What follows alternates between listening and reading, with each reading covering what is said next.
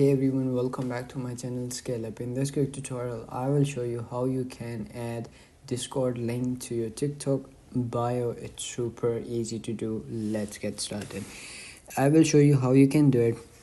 The easiest way to do it, open up your TikTok app and go to your profile, and there you will see edit option beside your username or name.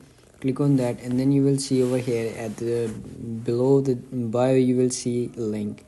Click on add link, and then you have to simply click on URL on the top. You have to simply paste over here your Discord profile link over here, and then click on save, and it's going to be saved in your TikTok bio. You will see over here and the link that you have recently pasted in your link. So then you have to simply click on that, and your account will be turned on your Discord app. Or like other people's, they want to search for your account, they have to do is simply go to your TikTok account and then click on the link, and they will pop-ups on your profile of your Discord. It's super easy to do. If you found this video helpful, don't forget to like my video, subscribe my channel Scale Up, and also drop me a comment for more tips and tricks videos. Thanks for watching. See you in the next video. Have a nice day. Bye bye.